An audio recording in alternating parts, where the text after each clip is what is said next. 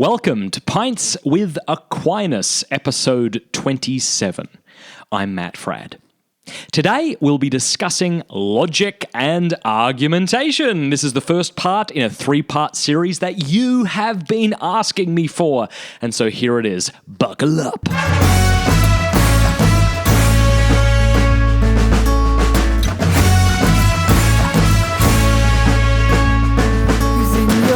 Great to have you back here at Pints with Aquinas. This is the show where you and I would normally pull up a bar stool next to the angelic doctor to discuss theology and philosophy, but today you're just stuck with me, okay? And we're going to be discussing, well, just philosophy, really. A branch of philosophy is logic, and it's not something that all of us took in high school or college, which is unfortunate. Past summer, I was giving a talk at Benedictine College in Kansas, and I asked those I was speaking to, how many of you studied logic in high school? And about 3 hands went up. There was about 50 in the room. And then I said, who weren't homeschooled? And of course, those 3 hands dropped. So it's unfortunate, I think, that we don't teach argumentation and logic to our kids, and I never learnt it in high school. It wasn't until I went to college. So anyway, I think it's going to be a help. In this first episode, here's what we're going to do. We're going to talk about why arguing is necessary, why it's a good thing. We'll talk about the 2 main types of arguments, and then we'll look at what is required for an argument to be sound. Okay, that's all we'll be doing in this episode. And then in the coming 2 episodes, we're going to be discussing logical fallacies, not just so you and I can point at other people and say, ha, that's a fallacy, but so that we can look at ourselves and say, okay, the way I'm arguing just isn't working, or it's invalid, and now I can see why, that sort of thing. And we'll also discuss some helpful ways to argue. It's important that we learn how to win an argument without losing a soul. Okay, so arguing. What do you think people think of when they hear that word argument? Well, here's what you got to do. It's quite easy to see. You just type in argue or argument. In fact, I'm going to do it right now as we talk. Right, check it out. If I type in argue into Google and click images, let me tell you what I see. Everyone is shouting at each other. All of them, okay? They're red in the face, their hands are out in front of them, they're even grabbing each other by the shirt, they're pointing at each other, they're shouting. But in logic, this isn't what we mean. What is an argument? Let me put it to you as simply as it can be put. An argument is an argument is just how we give reasons to believe a certain thing. Right? An argument is giving reasons to believe a certain thing or to not believe a certain thing. Let me say that again. An argument involves giving a reason or reasons to believe a certain thing or to not believe a certain thing. That's all it is. It doesn't have to involve you and I getting upset with each other. I have 4 adorable children. And I remember when my wife and I lived in San Diego, we just had 2 at the time, I think it was. And they would wake up at this ungodly hour, 5, 6 a.m. and run into our room. And I remember my wife and I this one day, we were like, hey, go outside. We'll have a competition. We'll see who can stay outside the longest. Don't you dare judge me. I was tired, okay? And if you're not a parent yet, you just wait, okay? Anyway, within a couple of minutes, my son, I remember, ran back in the room and said, what do we win? And I was like, what? What do we win? The competition. And my wife lifted her head off the pillow and said, candy. I said, baby, okay, by the way, now you can judge us, okay? I said, honey, candy? It's 6 a.m. And she went, well, it's not really candy. It's vitamins, but they bubble on their tongue. It'll be fine. So I turned and looked and went, candy, you get candy. Anything for 5 minutes of sleep, right? Well, the kids ran off, and I remember, eventually, and of course this happens regularly, the kids would start, well, we say arguing, don't we? But really, they're not arguing at all. They're not giving reasons to believe a certain thing or not believe a certain thing. They're just bickering back and forth. Did to, did not, did to, did not. It's enough to make you scratch your eyeballs out, isn't it? It's terrible hearing that kind of thing. Well, that's not an argument. Now, sometimes you'll hear Christians say something like this: we shouldn't argue with people. We should just share our story. And I think this is really sad that we say things like that because, look, I would say that argumentation is a necessary follow-up to evangelization.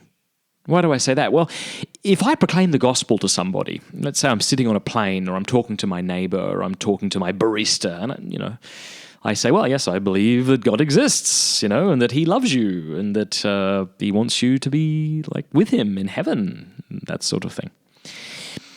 Well, if the person I'm talking to is taking me seriously, if they're engaging with what I'm saying, they're likely to ask me for reasons.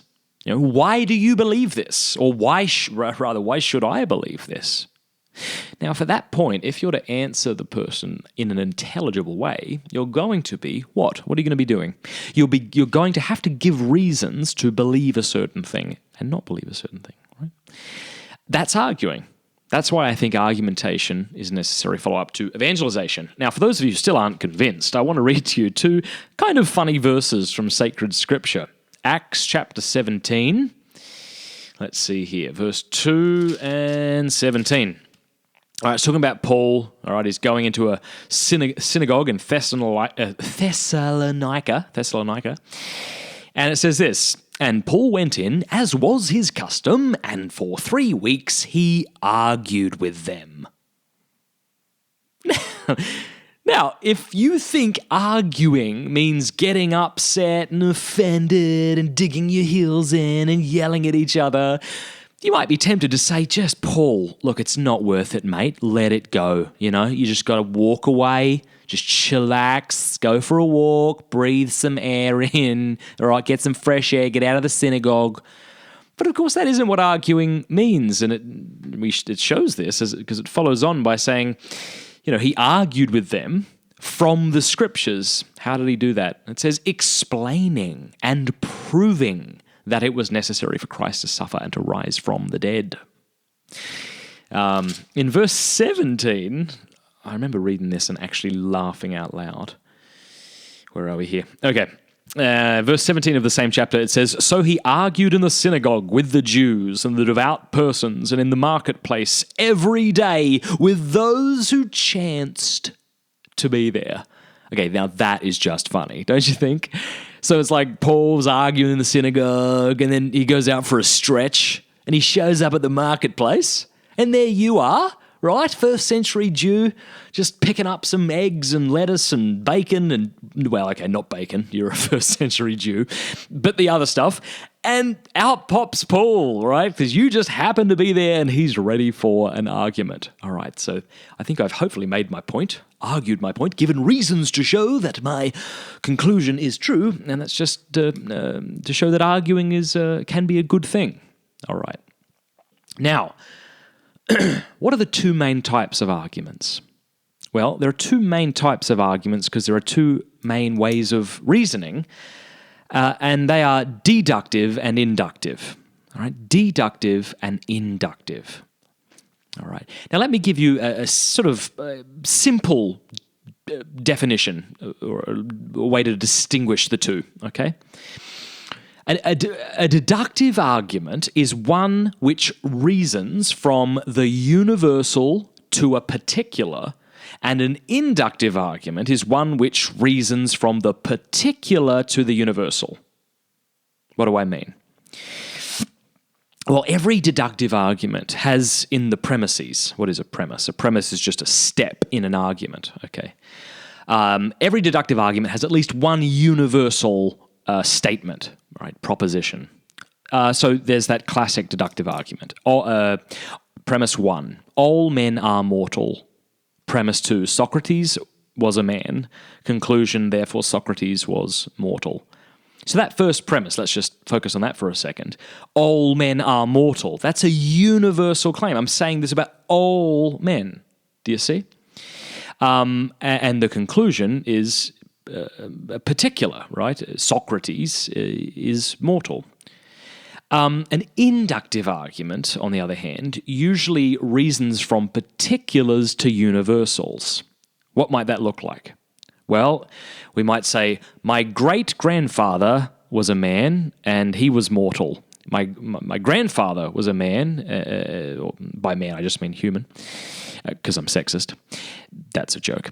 Maybe a bad one. Okay, I'll stick to the logic. My grandfather was a man, and he was mortal. Right? My father was a man, and he was mortal. Conclusion, therefore, all men are mortal. So an inductive argument is one that argues usually from particular premises to universal conclusions. So this is the method of the scientific method, right? The scientific method is inductive. It argues from particulars to universals. And this is why scientific explanations or conclusions are always open to revision, because we might discover a new piece of evidence, which is a particular bit of evidence that alters the conclusion. Okay? So with induction, all right, we get like probable certainty, we might say. But with deduction, if the premises are true, all right, the logic is valid, etc., we'll talk about that in a moment, then we get absolute certainty. So let me just say this about induction, and then we'll leave induction to one side and just focus on deduction. An inductive argument is an argument in which it is thought that the premises provide reasons supporting the probable truth of the conclusion. All right. So an inductive argument, you've probably heard the phrase, people say that that's a valid argument, right, or an invalid argument. Well, we don't say that about inductive reasoning so much. When we talk about induction, we're just saying whether it's a weak argument or a strong argument, yeah? When we talk about an argument being valid or invalid, we're usually referring to a deductive argument. Okay. Now, let's look at 3 things that are necessary for an argument to be sound. You remember I said with deduction, okay, if the premises are true, logic is valid, etc., then whether you like it or not, the conclusion follows necessarily from the premises. All right. So, for a deductive argument to be sound, 3 things are required. So, if you're writing stuff down, get a pen out. This is the time you want to either write it down or memorize it, okay? You need clear terms, true premises, and valid logic. You need clear terms, true premises, and valid logic. Now, when I say you need clear terms, what I mean is you need to be using terms not in an equivocal way.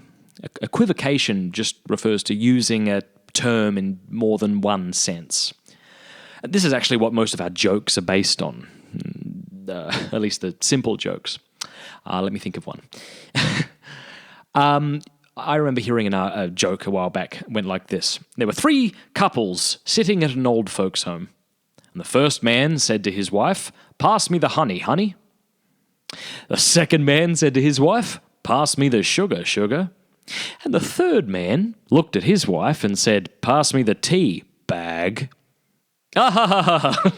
So that's insulting, maybe, but it's funny. And the reason it's funny is because we're equivocating on the word bag. Just by using that word bag, it's meant to be understood in 2 different senses, right? A tea bag is a thing, and calling an old woman a bag, it's rather insulting, but it's not a nice thing to say to someone. And that's why it's funny if you're rude and insensitive like me. So there you go. So let's look at those 3 things. You need clear terms. Let me give you an example of an argument that doesn't have clear terms. Okay? Premise 1. All feathers are light. Premise 2. That which is light is not dark. Conclusion, therefore, feathers are not dark. All right, now that sounds respectable, but the problem is that I'm using the term light in 2 different senses. In the first premise, I forget in which order I said it, but when I said all feathers are light, I'm referring to weight. And when I say that which is light is not dark, when I say light, I'm meaning that which enables us to see. Okay, and so that's unsound. Okay, it's actually invalid as well because the conclusion doesn't follow from the premises. Okay, so we need clear terms. The second thing we need, obviously, is true premises. All right, if you don't have true premises, well, the conclusion might end up being false. Let me give you an argument with false premises, okay? I'm thinking here on the spot, all toasters are infallible. My son, Peter, is a toaster, and therefore my son, Peter, is infallible.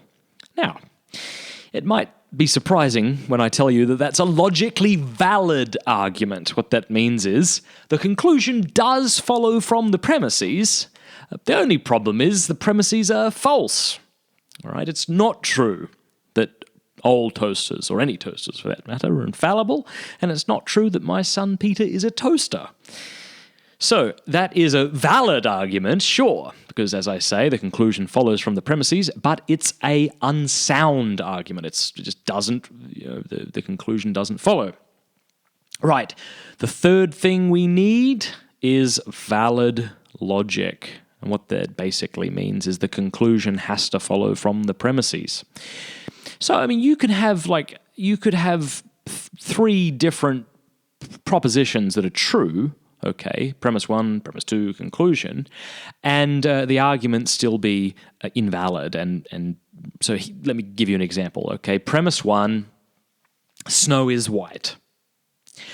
Premise two, Canberra is the capital of Australia. Conclusion, right? Therefore, a beaver, right, is a semi-aquatic, broad-tailed rodent. Well, each of those statements is true, but the conclusion, even though it's true that a beaver is a semi-aquatic, broad-tailed rodent, in no way follows from the premises snow is white and Canberra is the capital of Australia. So if you want your argument to be sound, you have to have clear terms, true premises, and valid logic. I hope that was a help. As I say, this is just meant to be an introduction to the introduction of sort of argumentation. So today we discussed what an argument is, that is giving reasons to believe a certain thing, right, or giving reasons to not believe a certain thing. We talked about the two main types of argumentation, deduction and induction, and you remember I gave a somewhat inadequate, but a way of distinguishing between deduction and induction. I said a deductive argument is one which reasons from the universal to the particular, and an inductive argument is one which usually argues from the particular to the universal. And then we put induction to one side and we spoke of deduction. We spoke about the three things that are necessary for a deductive argument to be valid, all right? Clear terms, true premises, and valid logic. And just to clear it up in case I wasn't that clear earlier, when we say like an argument is valid or an argument is sound, what's the difference? Okay. We say an argument is valid if the conclusion follows from the premises. Okay, we say an argument is sound if it actually is true, if it actually not only follows from the premises, but those premises be true as well. I hope that makes sense. So when I said my son's a toaster, right, and I concluded that my son was infallible, that was a logically valid argument because the conclusion followed the premises, but it was unsound, right, because it was not true. So I hope that's clear. All right, next week we'll talk about logical fallacies, and we'll give examples of logical fallacies. And I think you're really going to enjoy it. So thank you for listening to Pints with Aquinas. As always, I'm going to go ahead and ask that you rate the podcast. Check this out. My name is Gomer, and I'm the co-host of Catching Foxes. Catching Foxes. I would like to tell you about something more important than my podcast. What? Pints with Aquinas. Pints with Aquinas. Matt Fradd actually wrote a book on 50-plus deep thoughts from the angelic doctor. Pints with Aquinas. Here's the deal. Beer is easily lovable, but medieval monastic philosophers, they can be quite intimidating. Yet in this short, pithy book, and I don't use that word often. In fact, I never use the word pithy, but I'm going to use it here, and you're going to agree with me. Matt Fradd made the greatest mind in the history of the church as easily accessible as your favorite beer. You'll laugh, You'll cry. Well, you won't cry, but you'll laugh, and you'll discover that this old school philosopher's wisdom is just as relevant today as it was back then. So do yourself a favor. Get a copy of this enlightening, pithy little book from Amazon right now. And when it arrives, pour yourself a frothy pint and dig in. You'll be glad you did. Okay, sorry. Gomer sent me that a while back, and I was so tickled that he was kind enough to send that to me. If you haven't got the book, maybe think about getting it. That's a good way to support the podcast. Had to throw that one in. All right, God bless you guys. Talk to you next week. See ya. When I haven't finished dreaming